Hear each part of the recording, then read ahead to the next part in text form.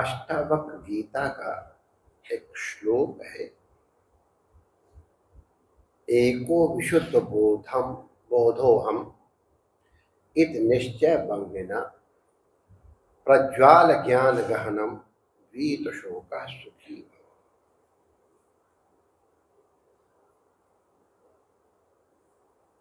प्रज्वाल अज्ञान गहनम, गहन माने जंगल, सुखी भव। अष्टावक्र गीता एक अद्भुत ग्रंथ है। वो अष्टावक्र मुनि का जनक के साथ संवाद है। बड़ा सम्मान है इस ग्रंथ का। अष्टावक्र जी के विषय में हम बता दें कि वो अपनी माता के गर्भ में थे तो उनके पिताजी कुछ वेद पाठ अशुद्ध कर रहे तो वहीं रोक दिया, पिताजी आप ये शुद्ध बोल रहे। आप लोगों को इसका भान नहीं होगा, हमारे संस्कृत के विद्यार्थियों में अगर कोई अशुद्ध बोलता है तो सुनने वाले को बड़ी पीड़ा होती है। प्रसिद्ध कहावत है कि राजा भोज एक मजदूर को बोझा ले जाते हुए देख कर कहने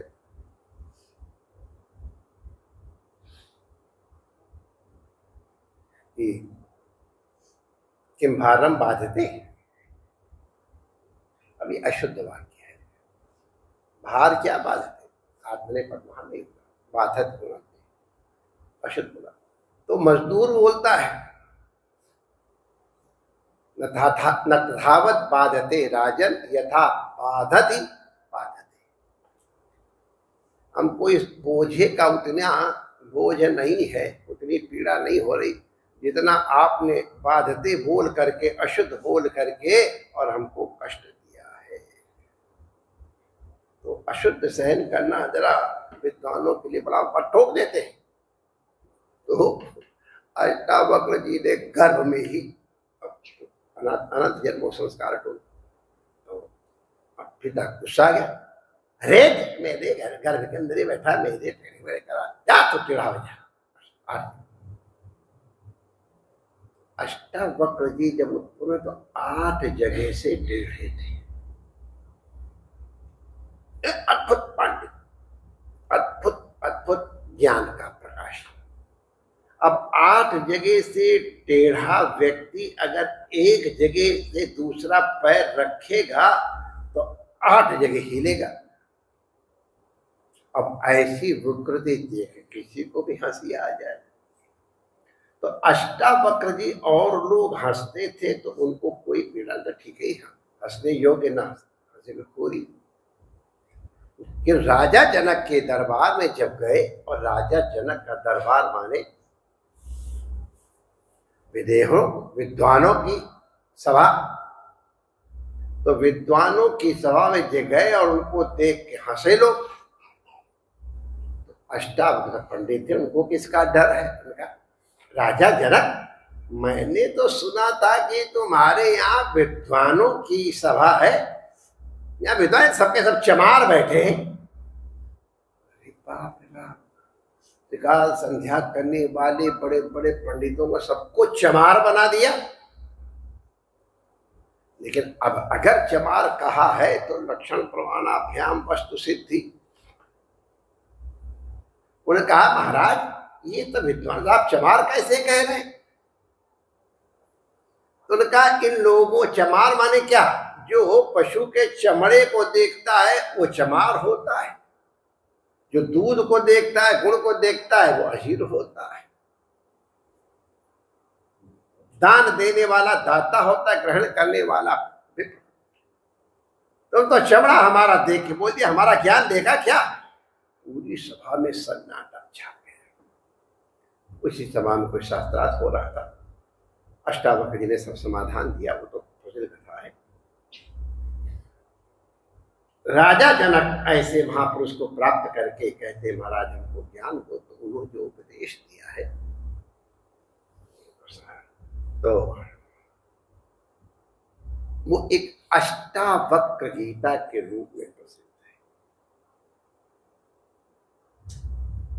है। अष्टावक्र के द्वारा बोली गई गीता जनक के निमित्त,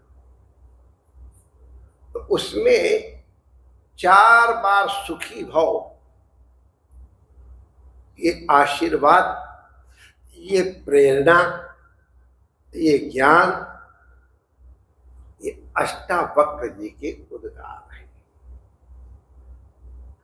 ये अष्टावक्र जी का जनक के प्रति आशीर्वाद है और जितने इसके श्रोता और वक्ता हैं उनके लिए। हमारे यहाँ जब कोई बड़ चरण स्पर्श करता तो बड़े यही कहते हैं, सुखी भव, प्रसन्न रहो, खुश रहो, यही आशीर्वाद।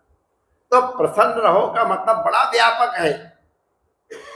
तुम्हारा आदि दैविक, आदि भौतिक, आध्यात्मिक सब प्रकार के कष्ट निवृत्त करके आप सुखी अनुभव करोगे। तो सुखी भाव, सुख तो हमारा स्वरूप है, हम दुख आयातित है। कपड़ा हमारा स्वच्छ है, मलिनता आयातित है, आई हुई है। हमने वो मलिनता अपने अज्ञान के कारण अपने में आरोपित कर रखी है, मोह आदि के कारण।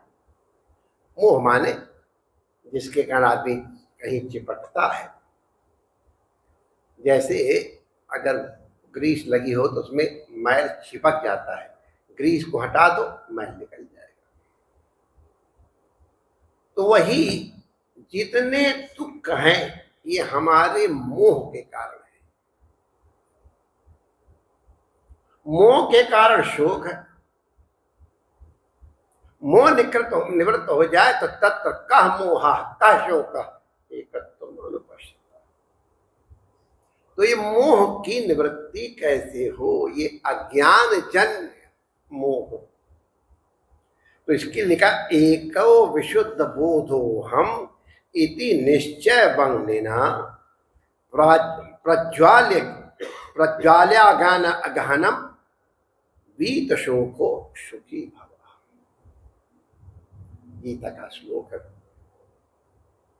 कि ये जो हम अपने स्वरूप को जान जाएं तो जितने भी ये निश्चय हो जाए ये अग्नि है, तो जितने अज्ञान का जंगल है उसको जला दो तो सुखी हो जाओगे। मोह दूर कर दो सुखी हो जाओगे। मोह सकल व्याधि कर। अज्ञान, श्री राम तीर्थ जी बहुत पैदल घूमे, ऊपर पहाड़ों में बहुत घूमे। एक बार वो पहाड़ में कहीं किसी को जा रहे थे, रास्ते में एक बड़ी लंबी कंदरा थी, गुफा। तो वहां के सब पार्वती ब्राह्मण बड़ी बड़ी चोटी तेजस्वी, कोई जप कर रहा है, कोई हवन कर रहा है। तो उनको देख के पूछा, भैया यहाँ पे तीर्थ क्या कर रहे हो? तो उन्होंने कहा, बाबा हम लोग यहाँ जप कर रहे हैं, हवन कर रहे हैं, यंत्र तंत्र कर रहे हैं। यहाँ एक भूत रहता है, उस भूत को भगाने के लिए हम एकत्रित हुए। तो राम तीर्थ जी तो वेदांती, बड़े मैथमेटिक्स के बहुत बड़े विद्वान प्रोफेसर थे। उनका चलो देखते हैं, क्यों घबराते हो, आगे के मैं चलता हूँ, देखो भूत क्या करता है। तो पहाड़ में जो लकड़ी होती है चीड़ की, उसके बीच में जो हीर होती है, हीर, उसमें ऑयल बहुत होता है। तो पहाड़ के लोग प्रकाश के लिए जाते थे तो टॉर्च वार्च कहाँ धरी थी माय डियर, हमने देखी है। वही लकड़ी जलाते हुए हमको मार दिखाया गया था। तो उस लकड़ी को टुकड़ा करके रख लेते थे, एक लकड़ी पकड़ लिया, जलती रही बड़ी देर, जब बुझे दूसरी लकड़ी लगा दिया। ऑयल बहुत होता है। तो सब लोगों ने हाथ में वो लकड़ी ली और आगे आगे चले राम तीर्थ प्रकाश में। अब स्वामी जी आगे जा रहे हैं, उनकी परिस्थिति तो थी ही, सबकी हिम्मत आ गई। तो देखा वहां एक आध अजगर मिला, एक आध भेड़िया मिला, और शायद और भूत वहां कहीं नहीं मिला। कहा भैया भूत तो है नहीं यहाँ, तुम लोग देख लिया? हाँ महाराज, हम लोग तो जरे मरे जा रहे थे। भूत का अज्ञान में, भूत का ज्ञान माने अपने ज्ञान का अज्ञान, उसके कारण हम भयभीत थे। अरे कभी कभी ठूठ जंगल में दिखाई पड़ता है तो उसको देख लेना, प्रेत खड़ा हुआ है तो लोगों के न जाने क्या क्या हो गए। हमारा अनुभव बताया लोगों ने। हमारे वेदांत में कहते हैं जैसे रस्सी में सांप दिखाई पड़े, रस्सी पड़ी अंधेरे में, पूरा अंधेरा नहीं, पूरा उजाला नहीं है, तो रस्सी सांप जैसी दिखाई पड़ती है। तो उस सांप को देख करके लोगों को जो डर लगता है, कोई भागते, कोई लठ ले आते, कोई मंत्र बोलते गारुड़ी। अब तुम चाहे कितने मंत्र बोल लो, चाहे कितने गारुड़ी मंत्र बोल लो, चाहे कितने लठ चला लो, चाहे जो करो, वो सांप जाने वाला थोड़ा है। एक टॉर्च जला दी, अरे रस्सी थी, हम लोग जल के मार दुखी हो रहे। तो हमारे जितने भी दुख है माय डियर, ये सब के सब अज्ञान जन्य है, अपने स्वरूप को न जानने के कारण है। जो गंदगी बाहर है उसको हमने अपना लिया है। जिस क्षण आत्मबोध हो जाएगा, मैं कौन हूं, इसका ज्ञान हो जाएगा, तो जब इस ज्ञान की अग्नि, अपने विशुद्ध बोध की ज्ञान से, कि अग्नि से अज्ञान गहनम, गहनम माने जंगल, गहन जंगल, और ये सब नाम जंगल के, जहां जंगल में कभी अंधेरा जैसा नहीं हो जाता, उसको जला दो। अज्ञान के जंगल को जलाने के लिए ज्ञान की अग्नि पर्याप्त है और तुम सुखी हो जाओगे। तो सुखी कैसे होगा? तो वीत शोक, हम किसी के मरने के लिए शोक करते। अरे भाई, हमारे में तो थे सनातन देव, हमारे साथ थे काशी में, उनके 100 रुपए निकल गए तो 3 दिन तक उनको रोटी अच्छी नहीं लगी। हद हो गई यार, ये तो नोट के लिए परेशान है, नोट को कोई चिंता नहीं, जिसके पास गया उसका हो गया। एक बार भी सनातन देव जी का नाम नहीं लिया, जिसके पास गया उसका हो गया, दुकानदार का हो गया उसका हो गया। ये उसको अपना मान करके दुखी हो रहे थे। आज नोट यहाँ, कल वहां। अरे हमने नोट हमारा कभी है नहीं, कभी होगा नहीं, हमने उसमें मोह कर लिया, और अगर ये मोह निवृत्त हो जाए तो क्या कहने का आशय है कि मोहजन्य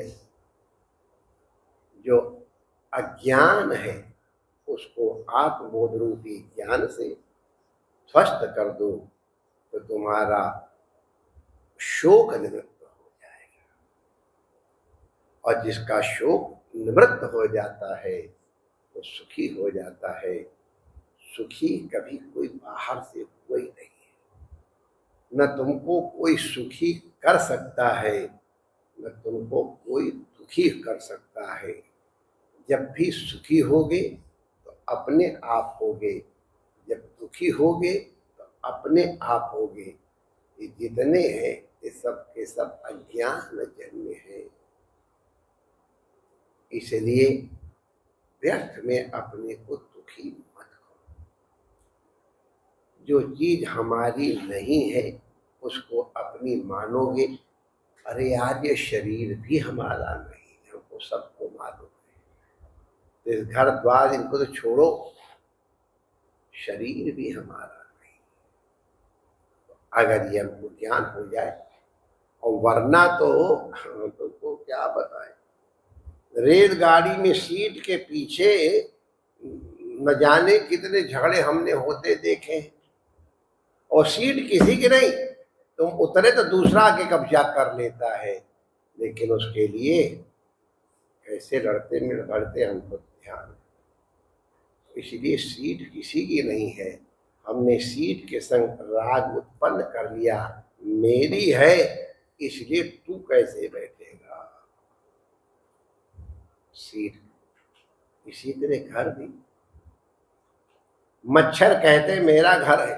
हमारे ये दिल्ली आश्रम सामने धोबी है, उन्होंने घर अपने बांट रखे हैं, ये मेरा घर, ये मेरा घर। उनके जो होते हैं इनका काम, उसने अगर एक आदमी उनके भाइयों में था, उसने दूसरे के उनके घर का कपड़ा ला के प्रेस कर दिया।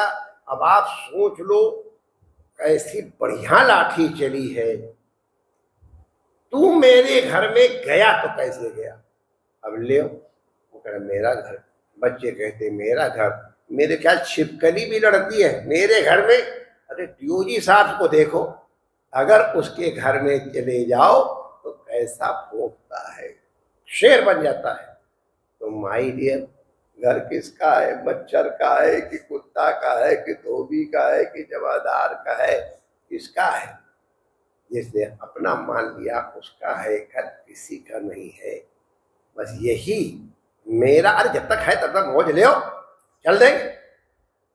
बस यही शोक की निवृत्ति का उपाय है।